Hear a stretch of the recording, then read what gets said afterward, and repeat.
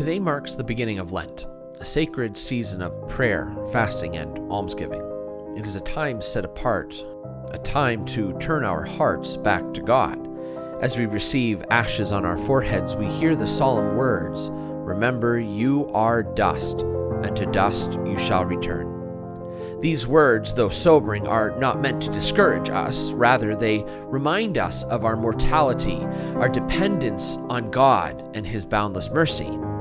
These ashes are a sign of repentance, but they are also called to renew, a visible mark of an interior conversion that begins today.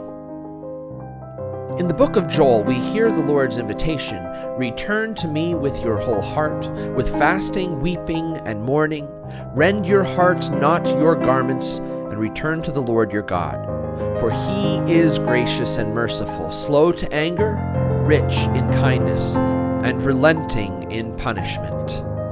These words remind us that Lent is not just about the external practices, it's about the heart. It is about reorienting our lives towards Christ, stripping away the unnecessary distractions, the things that keep us from Him, and embracing the grace He offers us.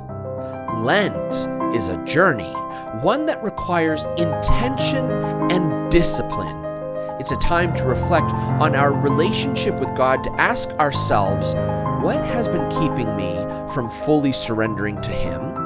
Where have I allowed sin or worldly concerns to take priority over my faith?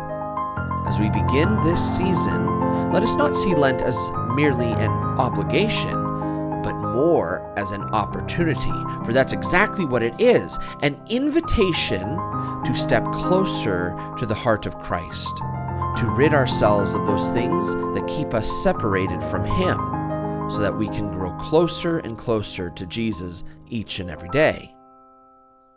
And so, as we embark on this Lenten journey, let's consider, what is one concrete step that we can take to grow in our holiness this season?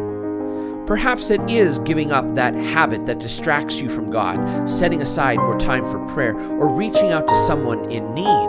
Lent is not just about sacrifice, it's about transformation.